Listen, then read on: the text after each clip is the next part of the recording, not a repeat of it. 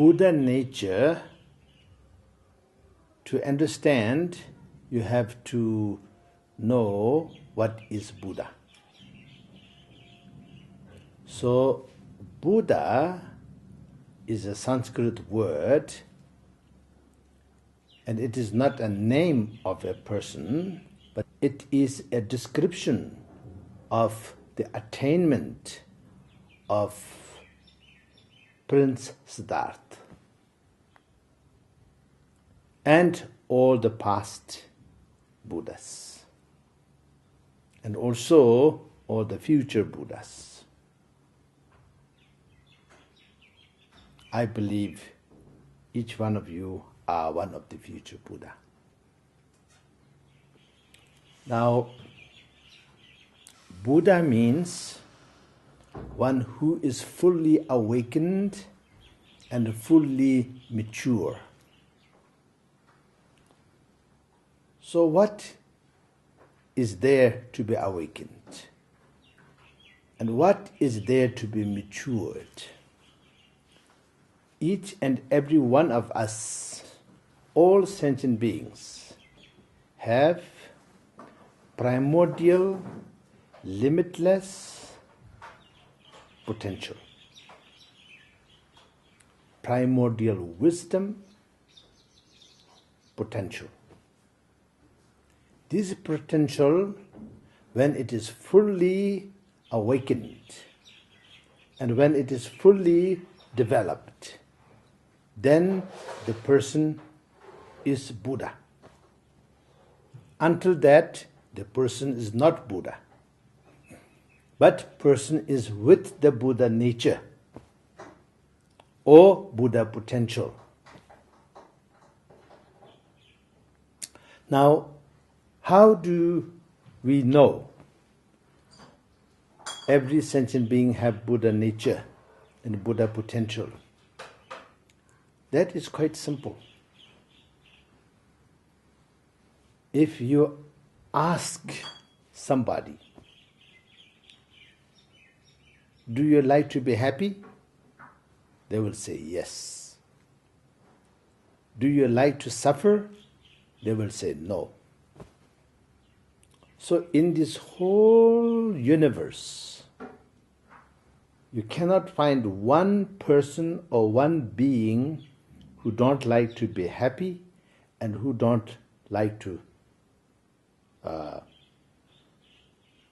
overcome the suffering.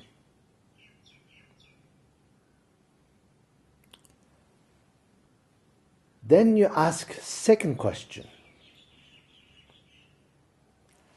What is happiness?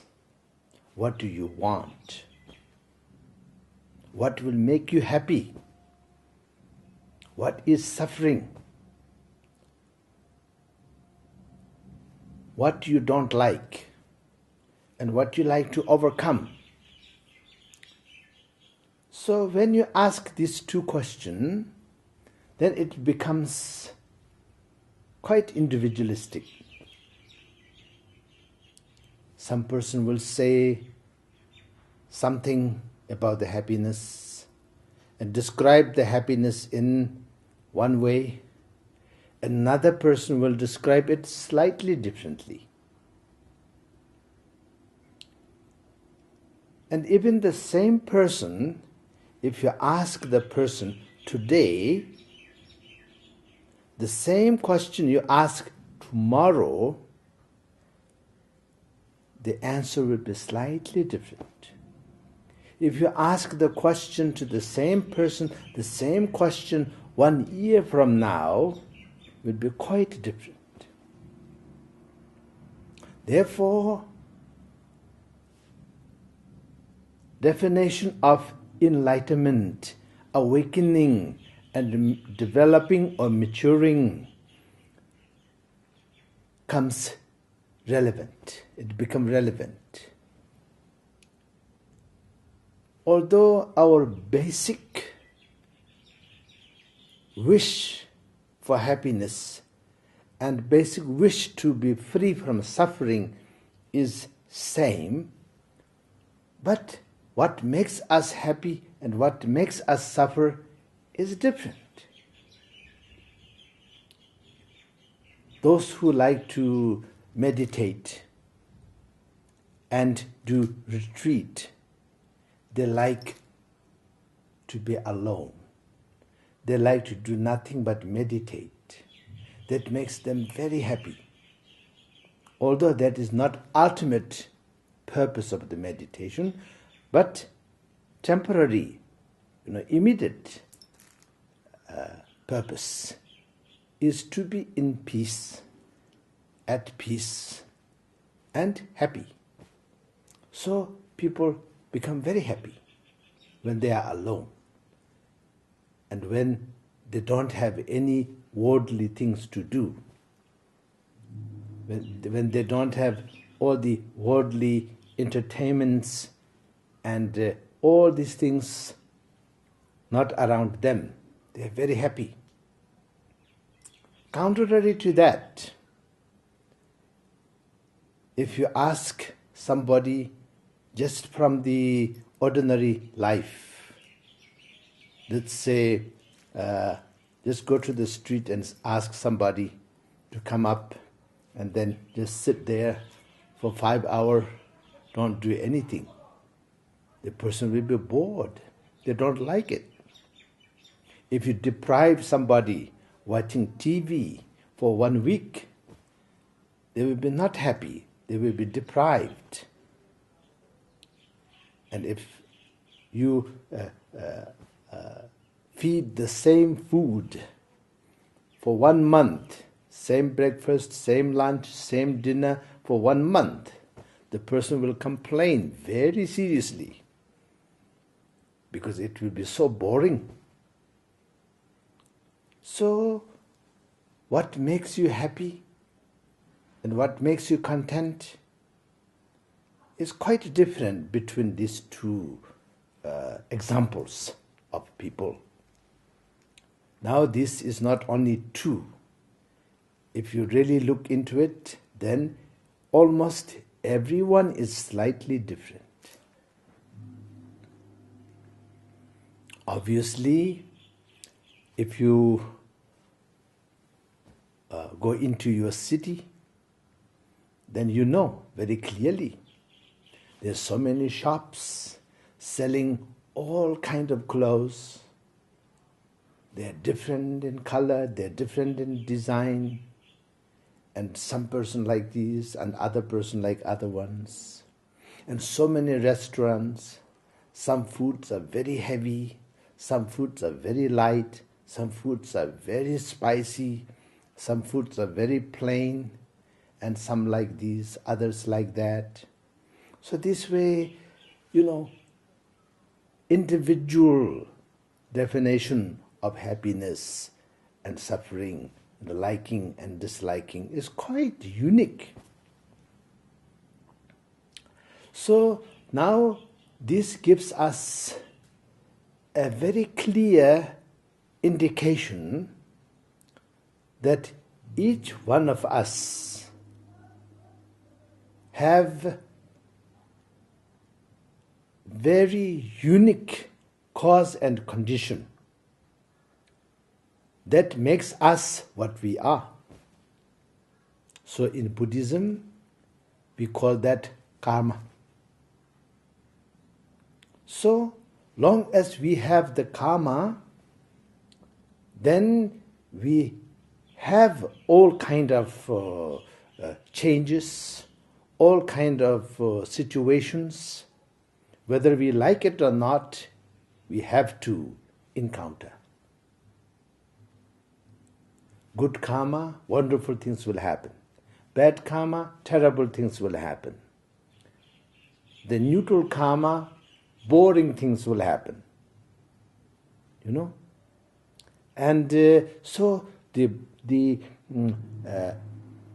person who overcome all the karma, and not only overcome the karma, but fully realize, and not only realize intellectually, but mature and become the primordial wisdom potential, primordial freedom potential, primordial wisdom and freedom with no limitation potential. When this is fully matured, then person is free. And person is in absolute harmony. And that person we call Buddha.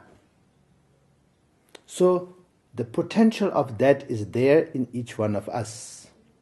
So that is we call Buddha nature or Buddha potential. And anybody who like to be happy, anybody who don't like to suffer, it is the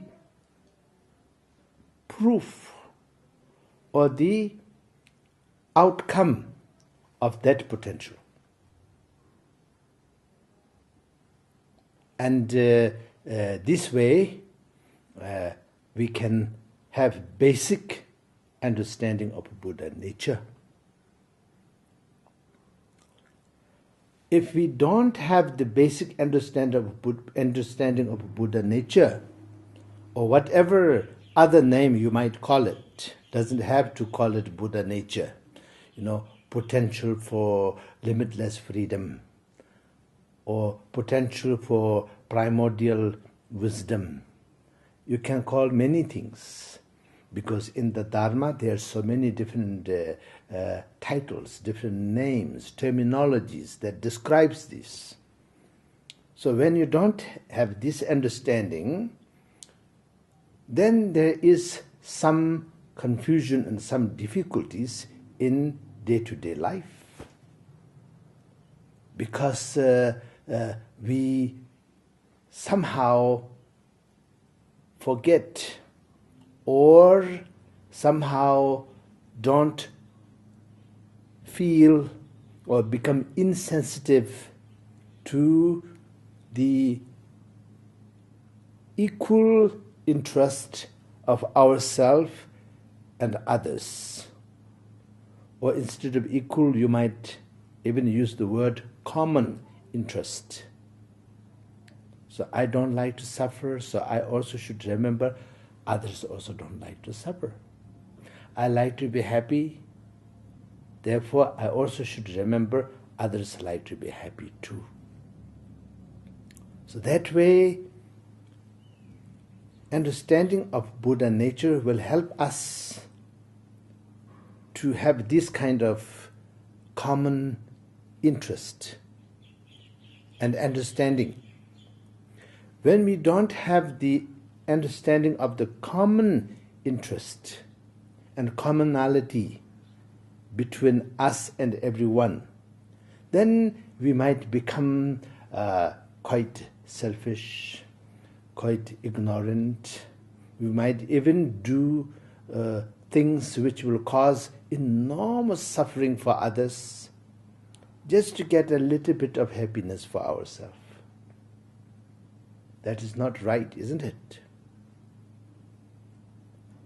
And also sometimes we might become very neurotic and we become jealous. When others are happy and doing well, then you will say, why not me? You might not, but the person might say, why not me? And become jealous and resentful. But if you know the Buddha nature, then you are grateful, you are happy that somebody is happy at least. You didn't manage to be happy as you like to, but somebody is happy. So you are happy for it, instead of you are resentful to it. And at the same time, when you see somebody is suffering, then you will have compassion. You will feel for the other person, because you know how does it feel to be in suffering. When you're suffering, how you feel. You don't like it. This is painful. So when somebody else is suffering, then you can also understand the other person, other being, is in pain. So you have sympathy, and you can do something for that person or sentient being. You will be happy to do it for them. And that moment, you will not think so much about yourself. And if you are very advanced, then we call that selfless service to others. But even we might not have that much maturity right now, but when we are really seeing somebody suffer and do something to help the person, then we somehow not think about ourselves at that moment. And that is a very precious moment. So all of these things will happen very clearly, not confused, clear, when you have the clear understanding of Buddha nature. And at the same time, then we also know that each one of us and everybody is ultimately, naturally good. When you see somebody doing something wrong, you don't feel very negative about the person to the ultimate. No. You don't like it, of course. And you try to stop person from doing something, that terrible thing. Or even you might pray that the person will stop doing those terrible things. But you will not hate that person because you know that person is ignorant and he or she does not know the Buddha nature. So therefore, you have sympathy to the person rather than you are angry with the person. And there's so much benefit for knowing and also so much shortcoming for not knowing. This is about the Buddha nature.